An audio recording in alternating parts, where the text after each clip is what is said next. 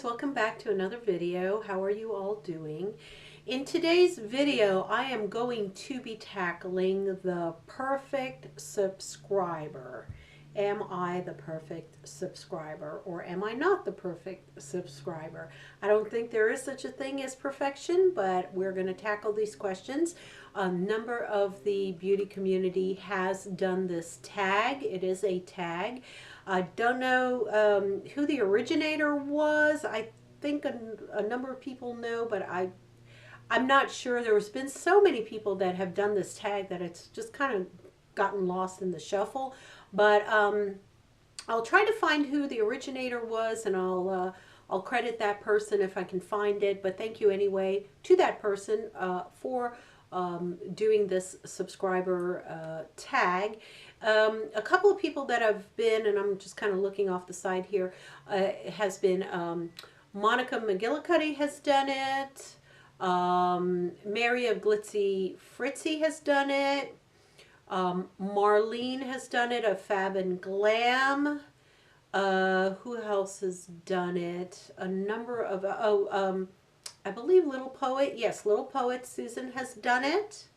At least 4 that I know of. I'm sure there's more in the mature beauty community that has done it, but these are some of the ones that come to my mind. And I kind of sit back and enjoy listening to everybody's answers because everybody is different. Everybody approaches tags and questions differently. So it's very interesting for me to see in the mature beauty community what is being said, how it's being approached, what some of these answers are, and very, very enlightening, very interesting answers. A lot of the ladies have come up with very unique answers. I think very is not part of unique. You're supposed to just say unique and not very, according to grammar.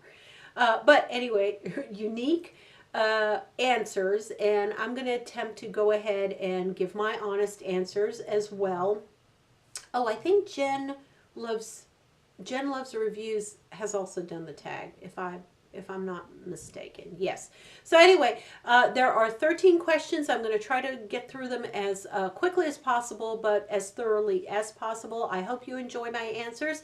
And please leave your comments below as to what your take is on some of these questions, as we are all subscribers. We are not just content creators, but we really are subscribers as well. It's just like being, a waiter or waitress, a server. And not only are we servers, but we also are clientele. So we know both sides of the equation. So in that realm, not only are we content providers and content creators, but we're also observers and watchers of YouTube. Most of us, in fact, probably all of us, have started out being subscribers first on YouTube and watching a bunch of YouTube videos, and then moving on to, hey, maybe I want to do this. Maybe I want to try it out and maybe be on the other side of the, of the fence and be a content creator. So, okay. Enough rambling, Maria. Number 1, do you subscribe right away when you find a new channel video, or do you try a few videos first?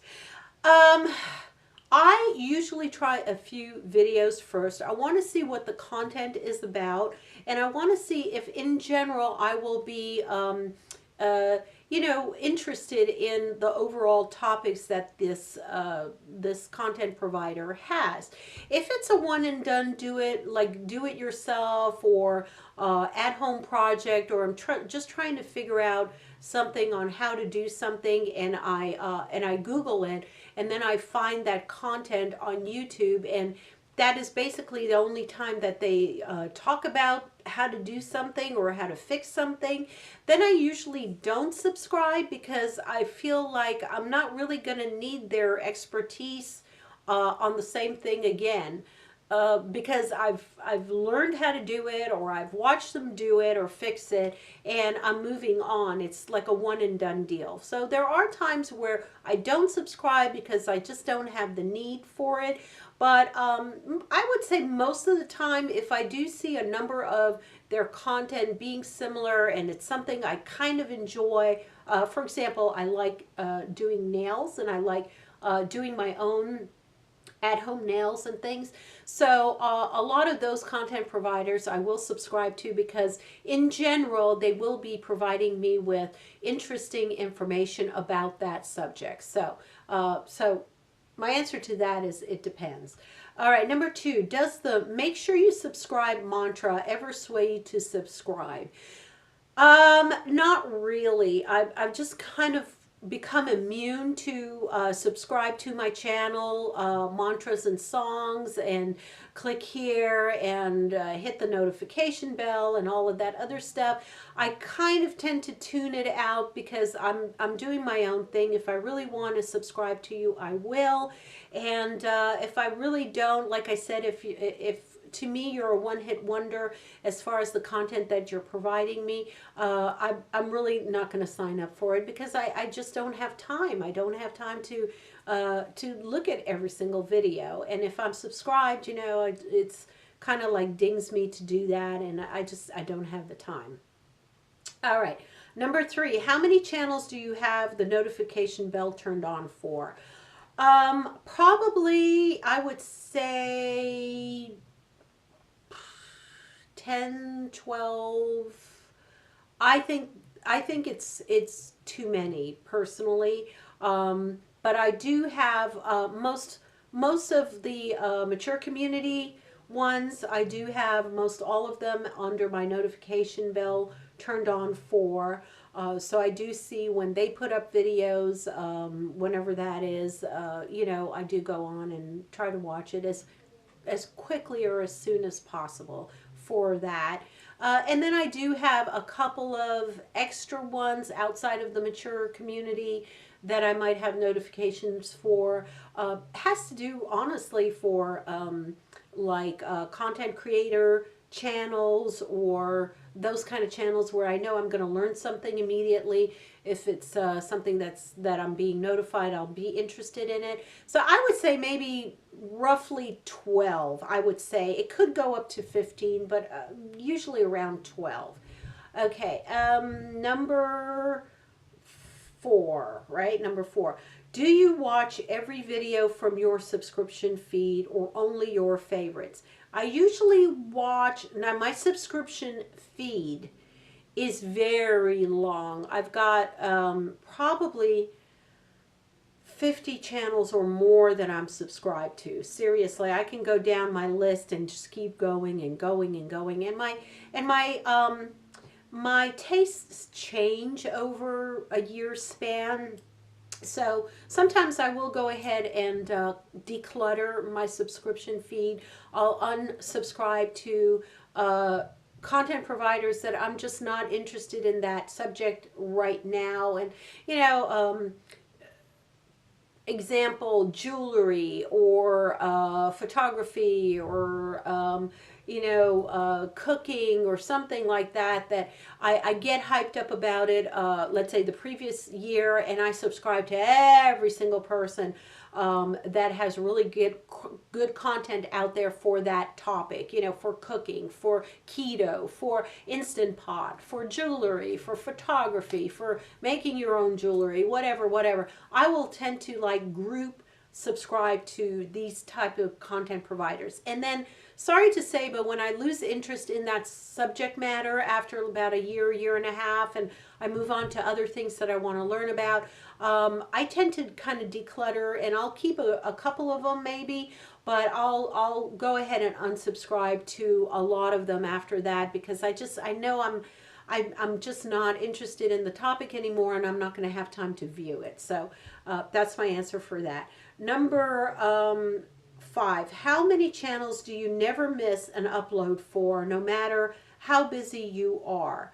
No matter how busy I am, none. I do have my handful of channels that I really enjoy watching, or I like their subject matter, and I try to view it as quickly as possible. But it really depends. If it's during the day, and if they're always uploading during the work week, I am at work. There is no way, and I do get dinged, and I'll see it on my iPhone that they have just uploaded a video, but I must wait till I come home from work and after dinner and all that to actually view the video, because I'm not going to be taking the time to really watch any videos while I'm at work. I can listen to some podcasts, and sometimes I can listen to like a documentary video that's all about it's all talk, but I can't go ahead and concentrate and like not type or not do anything and boom, just look at a video. I can't do that during the day. So do I watch every video from my feed when it goes up? No, I'm sorry, I don't. I have to pick my time. Number 6, what kind of commenter are you? I am, I would say, a middle of the road commenter. I'm not an every single video commenter. Again, if it's a topic that I'm just figuring out, and I go on there to gain information. If they do give some really good information about something, I will comment on it. At least give it some sort of, yeah, I really got a lot out of this, thank you so much for posting it, that kind of a thing. If it's like a tutorial or something that I really was in the hunt for or in search of as far as getting information, then I will definitely say, hey, you did a great job, or I thank you for helping me figure this out. Other than that, if I don't, during the day, again, going back to the work, I don't have time to comment. I don't have access to really go online and leave comments or watch a lot of videos or anything like that. So my comments are usually brief at night. That's when I comment. I go up at night, I watch some of the videos, and I'm able to comment quickly on things if I really think that they are really good. At the very least, I will give a a thumbs up even underneath either the video or as part of the comment, or I will look at other people's comments and acknowledge their comments by giving it a thumbs up under that video. If they made a very good point about the content creator's video, or I will give it a heart as well if anyone else has commented and I agree with their comment for that video. Things like that. I will mix it up a little bit. I'm kind of loosey-goosey with my comments, but I try my best to really at least acknowledge, for the most part, most of the subscriber content, that goes up there, the content people, you know what I'm talking about. Okay, that's number 6. Do you skip ads or do I watch? I go ahead and I watch the ads for certain content creators. By that I mean if it is the mature community and I'm supporting these people, they're mid-level or low subscriber rate, they're just starting out, yes, I will go ahead and run the video, the ad as as it's running. I will not skip ahead. I'll go ahead and do some things around the house while it's playing. I usually am, dishes or getting ready for the other night, for the next day, packing a lunch or anything like that, and I'll go ahead and run that ad and then get back to the video as quickly as possible. Do I skip ads for very prominent, well-known content creators? Yes, I do. I don't think that the time for me to go through it and for their earning capacity, my little one-time skip is not going to impact them that much. They're making a ton of money on the ads that are running. They are getting millions of views on their content. So little old Maria, if she skips through an ad and saves herself 15 seconds of time, I don't think it's gonna put Jeffree Star, for example, out of business, or James Charles out of business, or is it Charles James? No, it's James Charles, out of business. So yes, I do skip ads for certain content creators. All right, number 8, do you speed up videos? Yes, I do speed up some videos. I have to by nature because I don't have that much time. Marlene of Fab and Glam did talk about that, and I had no idea that speeding up a video is actually taking away from the overall view amount of view time in minutes to some subscribers. So I kind of made a note of that. I didn't know that that was my faux pas. So I will probably not be doing that moving forward for, again, content creators that I support that are small channels, that are growing channels. I don't want to cut out from their view time. I want them to have as much view time as possible. So again, I won't be doing that for them. But for the larger content providers, again, a Jeffree Star or a Tati or Nikki Tutorials, these people, if I need to just go on with it and see what they're talking about, but get through it, I will speed it up. I usually only speed it up like 1.25 or 1.5. I can't go beyond that because I don't understand them if they're talking that quickly. So, you know, it's not like I shrink it to half the time or less. I don't. But I do tend to rev it up where needed because I want to get through it. Also, some tutorials, like I do watch a lot of nail tutorials, and some of those take a while in time. Oh, one of my lights is dying, guys. Oh boy. Let me just flip this up here a little bit. There you go.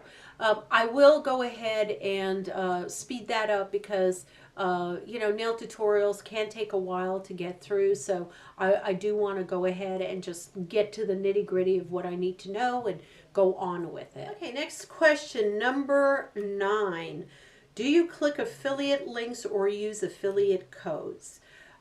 Yes, I do. When I'm actually planning to purchase that item, I will go back to the content provider that provided the information about that product, and I will try to go ahead and use their affiliate links. First of all, I know I get a discount because usually most affiliate links provide a discount to the purchaser, and I know that on the flip side I am supporting that content provider in giving them a little bit of, you know, commission money or whatever it is that they get for using the affiliate link. It doesn't cost me anything to use it.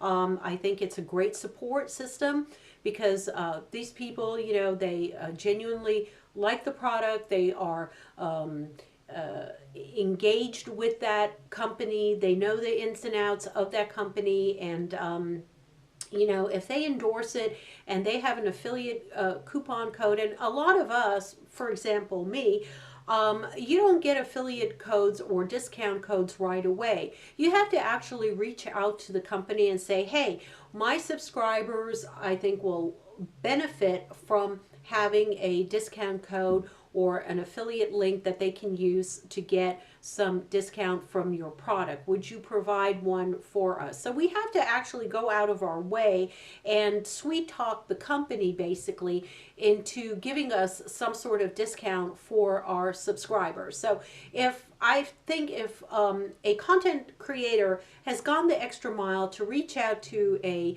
company and say, hey, you know, I am talking about your product. I like your product. I use your product.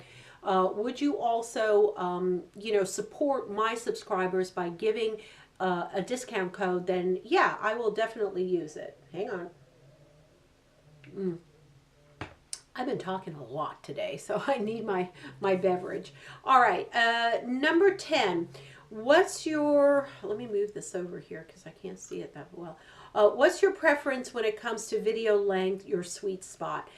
I usually don't have a sweet spot because it really depends on how engrossed I am in that video. I have watched 2-hour-long documentaries, and not that I watched it all in one sitting, but I have it in my playlist in my save later, and I go back to it and I watch it. I love historical documentaries. That's one of the things also that I love to watch. And if it's a if it's one of my friends on YouTube here as a mature community, I will watch their video if it's long, if it's short, if it interests me and it's a great topic. I will watch it. I really don't look at the time. I don't look at my homepage or my what is that suggested videos page, and I don't say things like, oh well, I'd watch that video, but man, it's 30 minutes long. I don't have time for that. I'm not going to watch it. If it's something that I'm interested in, I will click on it. Now, if I'm not interested in a video, I don't care if it's 30 seconds long. I just don't care, and I won't click on it. So it's got to be the subject matter. It has to engage with me. I have to like the content creator, and I know I have this connection with them, and enjoy watching them, and enjoy the rapport that they have with their subscribers. So I will definitely go ahead and watch whatever it is, for as long as it is. All right, 11. Do you thumbs up most videos? Again, no. I don't thumbs up. I thumbs up most videos, but I don't thumbs up all videos. I thumbs up videos that I really think the content was spot on. I thumbs up videos from my content homies, content creator homies that I subscribe to and that I support, and give them support by doing a thumbs up. Do I thumbs up every Jeffree Star video again? No, I don't. I think it's absolutely useless when they have 10 million thumbs up. One more from me is not going to make any difference, in their lives. So it just depends. I don't thumbs up documentaries again. I don't think that, it necessitates it. I don't thumbs up things like, for example, I watch The View, or I'll watch CNN, or I'll watch something like Dateline or 2020. These are things that are being regurgitated and redigested for YouTube once they have already aired on TV. So again, a huge channel like that, CNN, it's not going to matter whether I thumbs up their little video content or not. I really provide support and thumbs upping to people that it's gonna really count for them. It's gonna really matter for them. Private content creators, not big conglomerates. Okay. Let's see. Number 12. Do you ever thumbs down a video? Yes, I will thumbs down a video. Very infrequently. Very infrequently. I think I can count on one hand how many times I've really thumbed down a video. I thumb down a video for a couple of reasons. One, it's complete clickbait. There is nothing more abhorrent to me than wasting my time on a thumbnail that I think it's a certain topic, or it's some drama, or blah blah did something outrageous and you must click on this video, and then they talk about everything but what the thumbnail actually said it would talk about. It is just boils my blood, and this is my way of going, you did a horrible job, you scammed me, you are a clickbaiter, and I am now going to thumbs it down because I'm going to tell everyone in the world that this is not content that you should be wasting your time on. Clickbait is a big no-no for me, and yes, I will thumbs down if it has. Now, if they do put some semblance of the topic somewhere later in the content, then I won't. But if it has absolutely nothing to do with what the thumbnail said it had to do, then yes, I will thumbs them down. I've had a couple of Okay, another thing I do watch is I'm into, like, following the English and the royalty and some of the latest news, especially with Meghan Markle now and having the baby and all this other stuff. But when they give these outrageous stories, thumbnails about feud between Kate Middleton and Meghan, and they are not on speaking terms, and they've moved out from the palace and all this other stuff, and then you click on it to find anything out, which I'm not hoping that there's anything bad, but then they have absolutely nothing to do with any feud or any topic or any conversation between them, and they talk about something totally different. Yes, I get very miffed about wasting my time and making me click on something that had absolutely no content in it. The other thing that I thumbs down, and I really feel, is inappropriate content, content that is outrageous, content that and again, it has to do with clickbait. I don't know that I'm clicking on it because I would never click on it to begin with, but something that becomes violent, something that becomes like bullying, something that becomes shaming somebody or something, something that becomes a lot of cuss words or anything like that, something that has to do with violence or anything weird of that nature from a content provider, and it wasn't disclosed, it wasn't censored, it was there was one I remember maybe recently, a month ago or so ago, that it was like I don't even know if it was a do it your own or a tutorial or something, and it was a nail. From what I remember, and I can't remember because I didn't watch. As soon as this started happening, I clicked off of it. It was a young lady, if I remember correctly.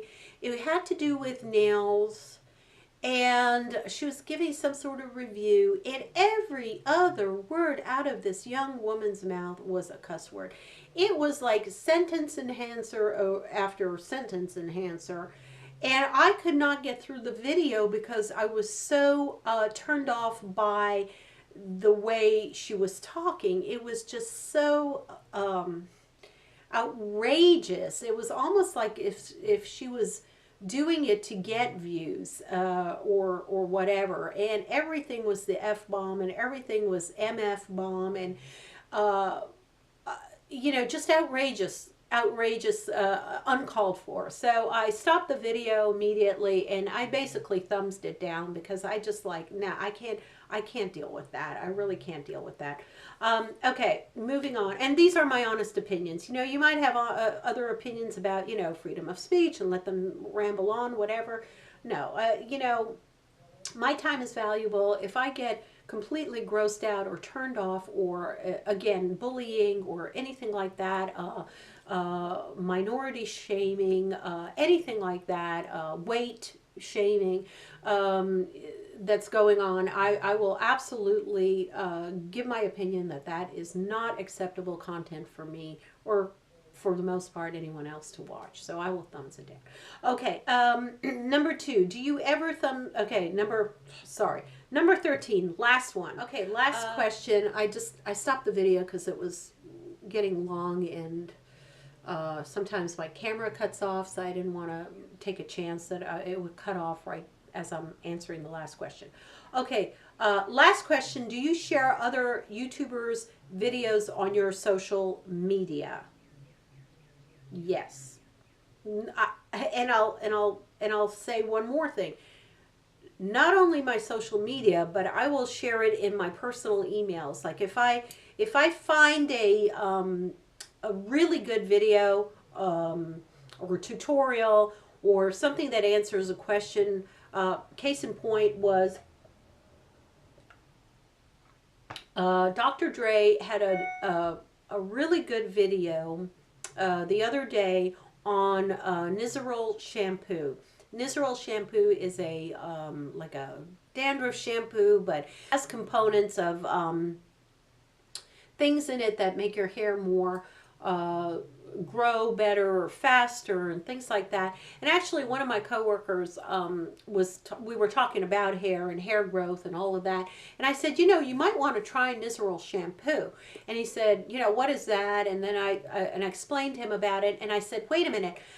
I really don't know all the specifics, the scientific stuff and chemicals that are in the shampoo. All I know is that it's working for me. And the video that I saw initially that really helped me make up my mind to purchase this shampoo is Dr. Dre's video. Let me go ahead and find that for you and send it to you. And that's what I did. I found it.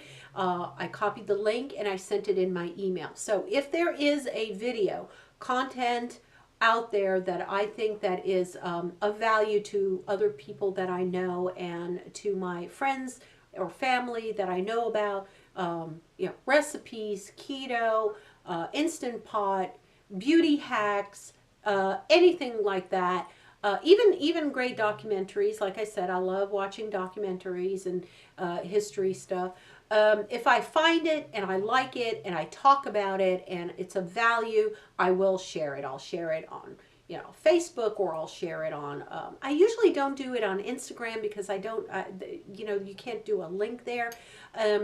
And my Twitter feed is almost kind of like automated. It's not something I really do on my own. It's like if I share something on Instagram, I also click the button to share it on Twitter or something like that. So it just kind of almost mimics other social content that I've already have up there.